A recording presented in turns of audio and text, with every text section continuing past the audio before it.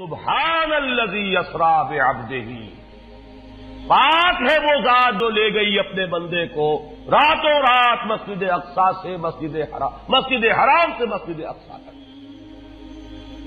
اگر یہ بات کسی انسان کی طرف منسوب ہوتی تو بات اور تھی، اگر یہ فعل حضور کی طرف منسوب ہوتا کہ حضور گئے تو بات اور تھی کہ میں آیا نہیں لایا گیا ہوں، حضور گئے نہیں لے جائے گئے ہیں، اور لے جانے والے وہ ذات ہے سبحان الذی اسری، وہ پاک ہے ہر عیب سے، ہر نقص سے، ہر ذوق سے، ہر کوتاہی سے، وہ منزہ ہے، اعلیٰ ہے، عرفہ ہے، بالا تر ہے، لہذا اس کی قدرت سے یہ ہرگز بعید نہیں کہ وہ اپنے بندے کو راتوں رات مسجد حرام سے مسجد اقصی اور پھر مسجد اقصی سے سدرۃ المنتہا تک لے جائے اور واپس لے آئے اور پھر مسجد حرام میں پہنچا دے۔ اور بعض روایات میں آتا ہے کہ وضو کا پانی ابھی بہ رہا تھا اور کنڈی جو ہے حضور کے مکان کی وہ ابھی ہل رہی تھی، معلوم ہوا وقت نہیں گزرا۔ میں کچھ بیان کروں گا، میرے بیان کرنے میں کچھ کمی اور بیشی ہونے کا اندیشہ ہے۔ اگر ہم اتنے خوش قسمت ہیں کہ وہ واقعہ ہمارے پاس ایک مفصل حدیث کی شکل میں موجود، اور حدیث بھی دوسرے یا تیسرے طبقے کی کتابوں کی نہیں، متفق علیہ، جس میں روایتاً جیسا کہ میں نے عرض کیا جس کا پایا تقریباً قرآن کے برابر، اور اس حدیث کے راوی ہیں حضرت مالک ابن صعصع رضی اللہ تعالی عنہ۔ ان کے بارے میں ایک بات ہے بڑی اہم، وہ نوٹ کر لیجئے۔ یہ انصاری صحابی ہیں، ان میں سے نہیں ہے کہ جنہیں حدیثیں بیان کرنے کا کوئی زیادہ شوق رہا ہو، یہ غالباً واحد حدیث ہے جو انہوں نے بیان کی، اور انہیں اس سے نہایت شغف تھا، نہایت محبت کے ساتھ انہوں نے اس کو محفوظ کیا تھا، اس کے ایک ایک لفظ کی حفاظت کی تھی۔ چنانچہ بعض دوسرے وہ صحابہ بھی جنہوں نے خود حضور سے یہ بات سنی ہوئی تھی، اب ایک تو وہ خود براہ راست روایت کر رہے حضور سے کہ ہم نے سنا، حضرت انس ابن مالک رضی اللہ تعالی عنہ خود، لیکن وہ صحابہ بھی ان کی خدمت میں خاص طور پر حاضر ہو کر ان سے اس روایت کو سنتے تھے، اس لیے کہ اس روایت میں ان کا درجہ بہت بلند ہے، ان کو اس سے بہت شغف تھا، تو صحابہ جو براہ راست حضور سے سن چکے وہ بھی ان کے پاس جا کر خاص طور پر اس حدیث کو سنا کرتے تھے۔ چنانچہ یہ روایت جو متفق علیہ ہے، یہ امام بخاری جو اس کو لائے ہیں عن قتادہ عن انس بن مالک عن مالک بن صعصع رضی اللہ تعالی عنہم، حضرت انس بن مالک سے روایت موجود ہے مسلم شریف میں براہ راست ان سے، لیکن یہ اس روایت کو بیان کر رہے ہیں حضرت مالک ابن صعصع رضی اللہ تعالی عنہ کے حوالے سے۔ روایت کیا ہے؟ ان النبی صلی اللہ علیہ وسلم حدثہم عن لیلۃ اسری بہ۔ اب دیکھیے یہ مرفوع حدیث ہو گئی، حضرت صعصع بیان فرما رہے ہیں کہ نبی اکرم صلی اللہ علیہ وسلم نے خود ہمیں سنایا، وہ حالات و واقعات سنائے جو اس رات کو پیش آئے جس رات کے انہیں لے جایا گیا۔ قال بینما انا فی الحطیم وربما قال فی الفجر، حضور فرماتے ہیں کہ میں اسی اثنا میں کہ میں حتیم میں تھا، اور ایک دوسری روایت میں الفاظ حجر آئے ہیں وہ بھی کہتے ہیں اسی حصے کو، مضطجعا میں لیٹا ہوا تھا، اذ اتانی آتن کہ اچانک میرے پاس ایک آنے والا آیا۔ یہ آنے والے کون ہیں؟ حضرت جبرائیل، یہ بعد میں واضح ہو جائے گا۔ فَاشْتَقَّ مَا بَيْنَ هَٰذِهِ إِلَىٰ هَٰذِهِ، حضور نے اشارہ فرمایا، اس نے یہاں سے یہاں تک میرا سینہ چاک کیا، یعنی من طفرت نہرہ الی شعرتہ، یہ جو گڑھا ہے حلق کا گڑھا، یہاں سے لے کر تیرے ناف تک سینہ چاک کیا، فاستخرج قلبی، اور میرا دل نکالا، ثم اعطیت بطست من ذهب مملوء ایمانا فغسل قلبی، پھر ایک تشت لایا گیا سنہری جو ایمان سے مملوء تھا، بھرا ہوا تھا، تو پھر اس کے ذریعے سے میرے اس قلب کو، سینے کو دھویا گیا، ثم حشیا ثم اعید، وفی روایت اس کے بعد اس کو لوٹا دیا گیا اور پھر وہ زخم بھی سی دیا گیا۔ ایک روایت میں آتا ہے ثم غسل البطن بماء زمزم ثم ملئ ایمانا وحکمتا، اسی طریقے سے پورے پیٹ کو بھی صاف کیا گیا مائے زمزم سے، اور اس میں بھی ایمان اور حکمت بھر دیے گئے۔ ثم اعطیت بدابۃ، پھر میرے پاس ایک چوپایا لایا گیا، دون البغل فوق الحمار، جو بغل یعنی خچر سے تو کچھ چھوٹا تھا، اور حمار یعنی گدھے سے کچھ بڑا تھا، اب یہ سفید تھا، یقال له البراق، جس کا نام براق ہے، وَيَدَعُ خَطْوَهُ عِنْدَ أَقْصَى طَرْفِهِ، اور اس کا ہر قدم اس کی حد نگاہ پر جا کر پڑتا تھا۔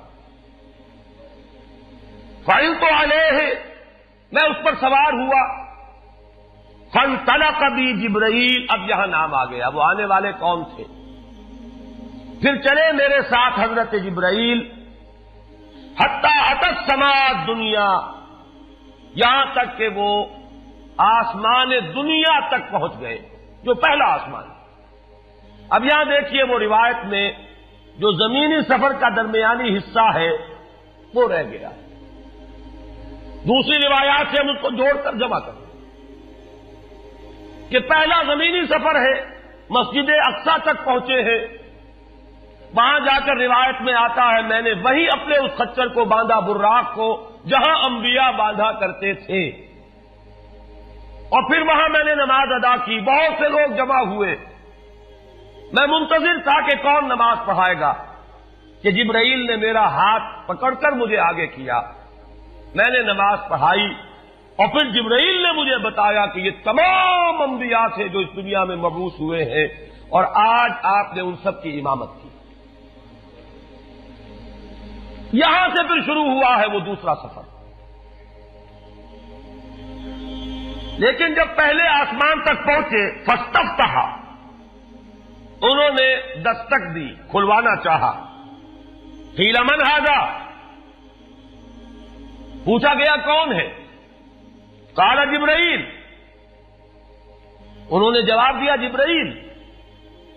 قیل ومن معک، پوچھا گیا کہ آپ کے ساتھ کون ہے؟ دیکھیے یہاں ذہن میں رکھیے گا، اس امکان کو کوئی شخص مسترد نہیں کر سکتا کہ ان ملائکہ کے علم میں ہو، لیکن پھر بھی پوچھ رہے ہیں، قانون قانون ہے، دروازے پر دستک دینی ہوگی، آئیڈینٹی ڈسکلوز کرنی ہوگی، چاہے علم میں ہو۔ جج جو ہے وہ اپنے علم کی بنیاد پر فیصلہ کبھی نہیں دے گا، وہ تو مقدمے کی سماعت ہوگی، شہادتوں کی بنیاد پر فیصلہ ہوگا۔ ذاتی علم کی بنیاد پر کرنا ہے تو وہ خود کسی اور عدالت میں اس مقدمے کو منتقل کرے اور وہاں گواہ کی حیثیت سے پیش ہو، تو قانون قانون ہے۔ پوچھا گیا آپ کے ساتھ کون ہے؟ قال محمد صلی اللہ علیہ وسلم۔ قیل وقد ارسل الیہ، پوچھا گیا کیا انہیں بلایا گیا ہے؟ قال نعم، انہوں نے فرمایا ہاں۔ قیل مرحبا بہ فنعم المجیء، جا ففتح فلما خلصت، اس کے بعد کہا گیا مرحبا ان کے لیے، تہنیت ہے، مبارکباد ہے، خوش آمدید ہے، کیا ہی اچھے ہیں وہ جو لائے گئے ہیں۔ پھر وہ سمائے دنیا جو ہے اس کا دروازہ کھولا گیا، میں اس میں داخل ہوا، فیضا فیہا آدم، میں نے دیکھا وہاں حضرت آدم تشریف فرما ہے۔ فقال ھذا ابوک، جبرائیل نے کہا یہ آپ کے جد امجد ہیں، فسلم علیہ، ان کو سلام کیجئے، فسلمت علیہ، میں نے انہیں سلام کہا، فرد السلام، انہوں نے سلام کا جواب دیا، ثم قال مرحبا بالابن الصالح والنبی الصالح، خوش آمدید ہے، مرحبا ہے صالح بیٹے اور صالح نبی پر۔ ثم صعد بی، پھر مجھے اور اٹھایا گیا، حتی اتی السماء الثانیۃ، یہاں تک کہ جبرائیل پہنچ گئے دوسرے آسمان تک۔ فاستفتح، پھر وہی سوال و جواب ہے، میں ترجمہ نہیں کروں گا۔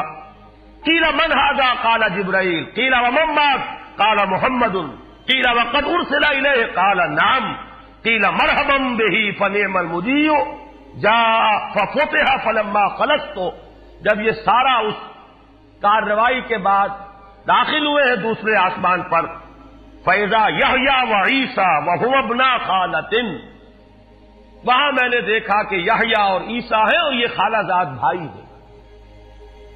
قَالَ هَذَا یحییٰ وَهَذَا عیسیٰ فَسَلِّمْ عَلَيْهِمَا فَسَلَّمْتُ فَرَدَّا ثُمَّ قَالَ مَرْحَبًا بِالْأَخِ الصَّالِحِ وَالنَّبِيِّ الصَّالِحِ، انہوں نے بھی کہا خوش آمدید اور مرحبا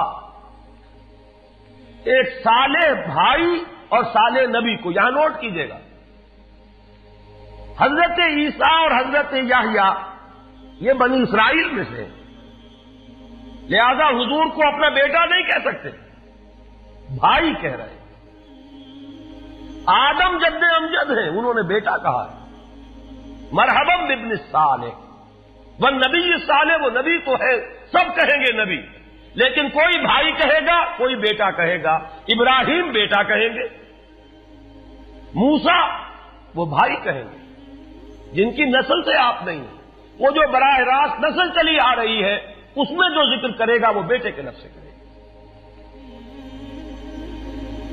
ثم صعد بی الی السماء الثالثہ فاستفتح، قیل من ھذا، قال جبرائیل، قیل ومن معک، قال محمدا، قیل وقد ارسل الیہ، قال نعم، قیل مرحبا بہ فنعم المجیء جاء ففتح فلما خلصت اذا یوسف، قال ھذا یوسف فسلم علیہ فسلمت علیہ، فرد ثم قال مرحبا بالاخ الصالح والنبی الصالح۔ اب مجھے ترجمے کی ضرورت نہیں ہے، ایک مرتبہ بات آپ نے سمجھ لی، اب تیزی کے ساتھ میں اس حدیث کو پڑھ دینا چاہتا ہوں۔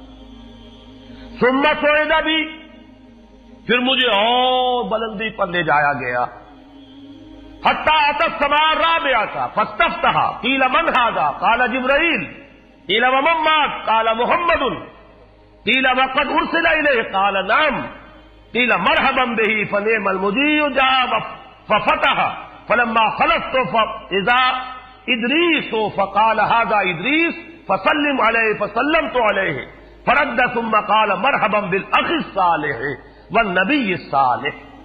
یہاں ملاقات ہوئی حضرت ادریس علیہ الصلوۃ والسلام سے۔ ثم صعد بی حتی اتی السماء الخامسۃ فاستفتح، قیل من ھذا، قال جبرائیل، قیل ومن معک، قال محمد، قیل وقد ارسل الیہ، قال نعم، قیل مرحبا بہ فنعم المجیء جاء ففتح فلما خلصت فاذا ہارون، قال ھذا ہارون فسلم علیہ فسلمت علیہ، فرد ثم قال مرحبا بالاخ الصالح والنبی الصالح۔ ثم صعد بی حتی اتی السماء السادسۃ فاستفتح، قیل من ھذا، قال جبرائیل، قیل ومن معک، قال محمد، قیل وقد ارسل الیہ، قال نعم، قیل مرحبا بہ فنعم المجیء جاء ففتح فلما خلصت فاذا موسیٰ، قال ھذا موسیٰ فسلم علیہ فسلمت علیہ، فرد ثم قال مرحبا بالاخ الصالح والنبی الصالح۔ چھٹے آسمان پر یہ حضرت موسیٰ سے ملاقات ہوئی. فلما جاوزت تو بتا، جب میں آگے بڑھا تو حضرت موسیٰ روئے. قیل ما یبکی کا، ان سے پوچھا گیا کہ آپ کو کیا چیز رلا رہی ہے؟ قال ابکی لأن غلاما بعث بعدی، کہ مجھے اس بات پر رونا آ رہا ہے یہ نوجوان محمد صلی اللہ علیہ وسلم، یہ میرے بہت بعد ان کی بعثت ہوئی ہے. يدخل الجنت من امته اکثر ممن يدخلها من امتی، میرے بہت بعد آنے کے باوجود ان کی امت میں سے جنت میں داخل ہونے والوں کی تعداد میری امت کے مقابلے میں بہت زیادہ ہوگی. بہرحال اپنی امت کا خیال تو ہے، وہ شفقت جو نبی اور رسول کو اپنی امت پر ہونی چاہیے وہ ہے بتمام و کمال.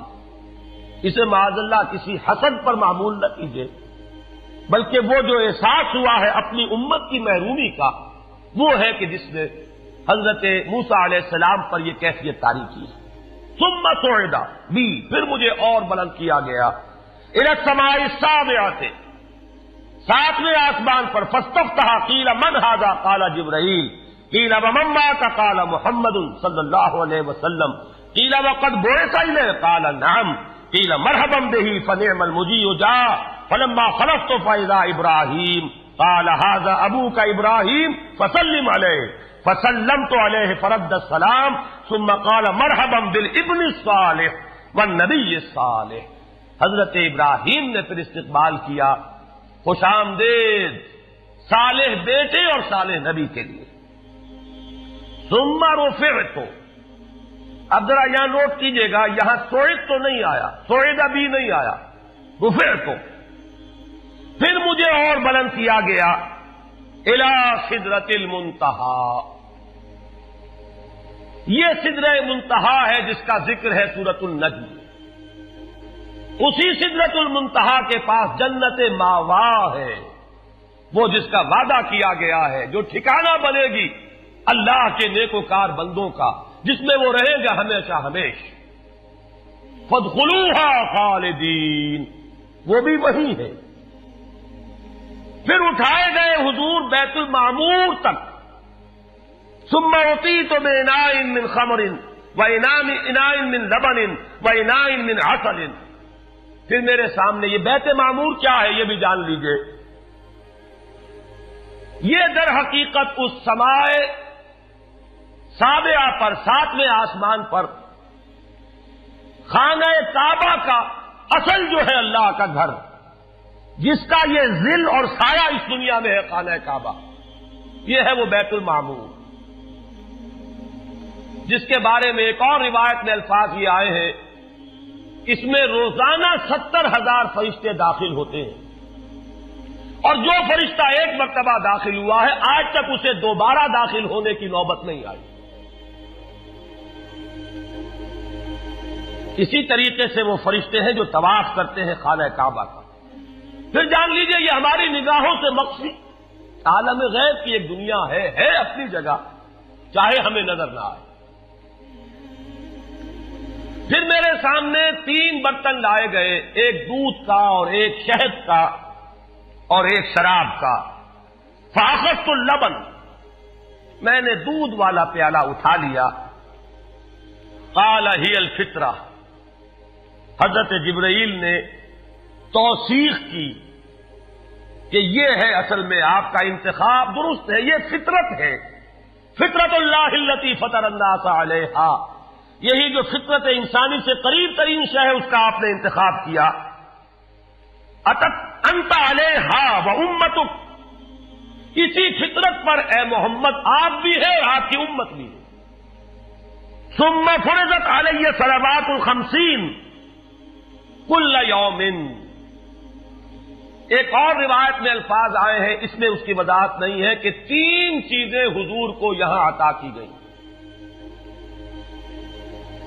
ایک تو 50 نمازیں جو فرض ہوئی، ایک دن رات میں 50 نمازیں،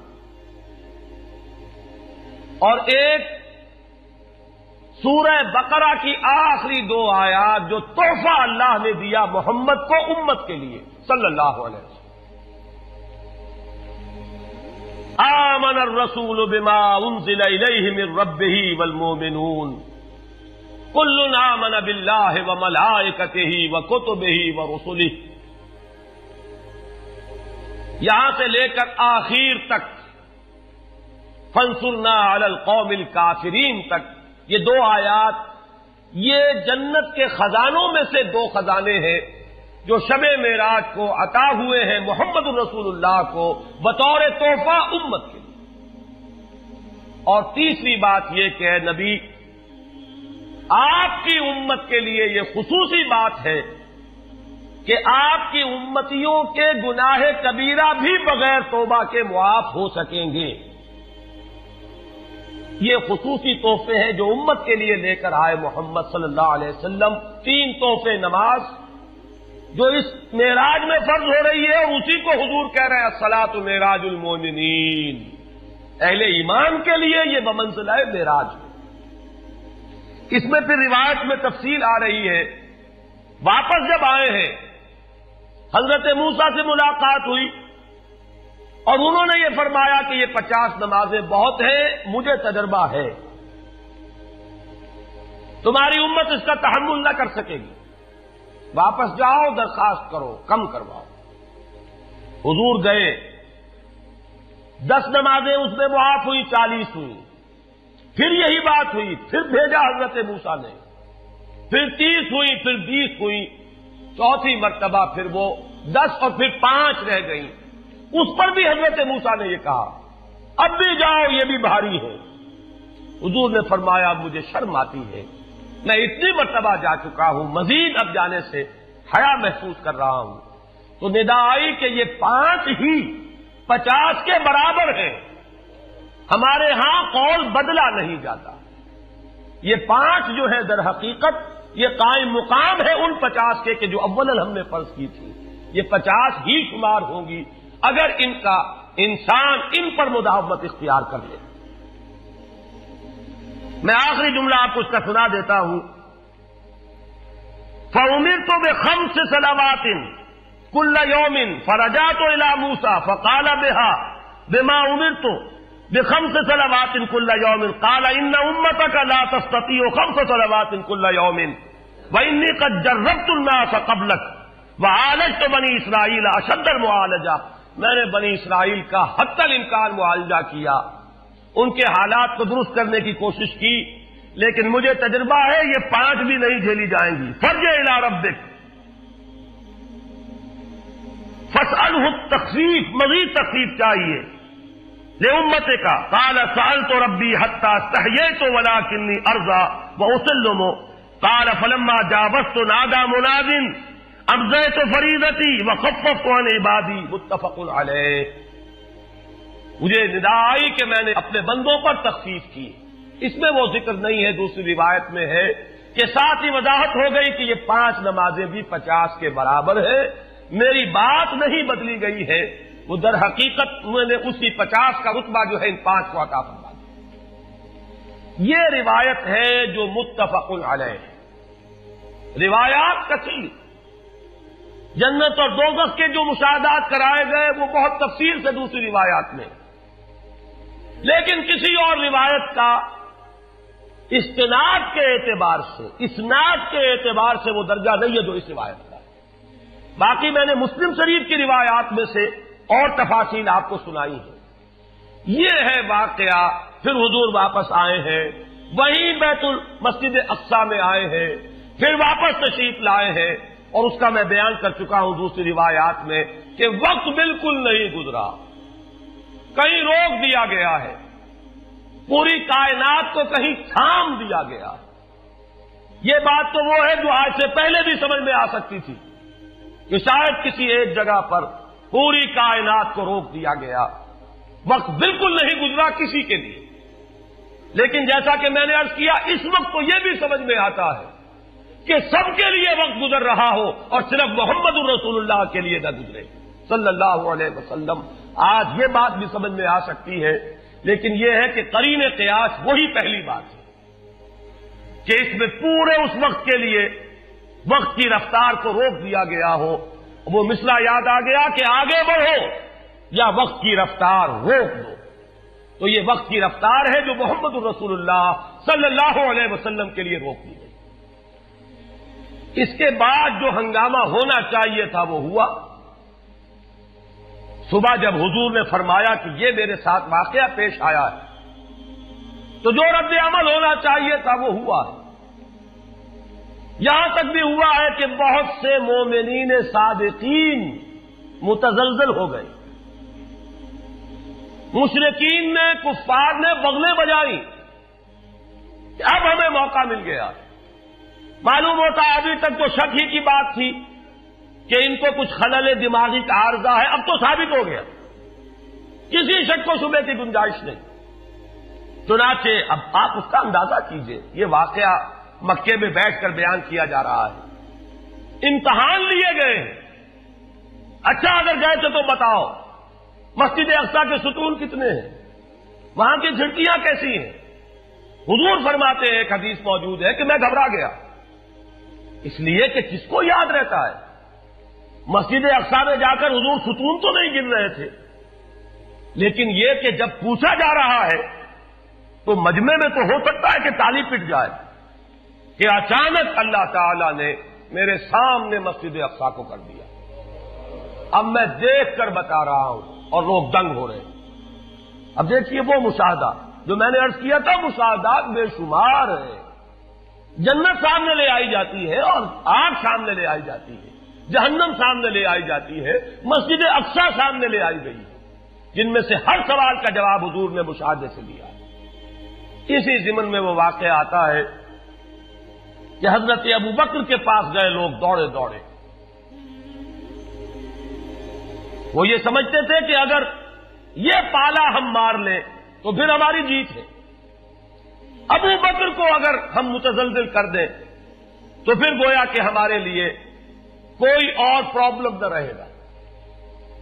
روایت میں آتا ہے حضرت ابو بکر نے بھی سن کر ایک دفعہ جھرجھری لی ہے, لیکن صرف ایک سوال کیا, کیا واقعی وہ یہ فرما رہے ہیں؟ لوگوں نے خوش ہو کر کہا, تالیاں بجائے, ہاں ہاں کہہ رہے ہیں, چلو ہم لے چلتے ہیں. انہوں نے سمجھا کہ ہمارا وار جو ہے کارگر ہوا ہے, واقعی کو تزلزل ہے. لیکن اگلا جواب ابو بکر کا یہ تھا, اگر وہ کہہ رہے ہیں تو 100% درست کہہ رہے ہیں. میں روزانہ یہ مانتا ہوں کہ فرشتہ آسمان سے ان کے پاس آتا ہے, تو اگر ایک مرتبہ انہیں آسمان پر لے جایا گیا تو یہ کون سی بعید ہے. یہ ہے وہ دن کہ جس کے بعد صدیق اکبر شمار ہوئے ہیں ابو بکر صدیق.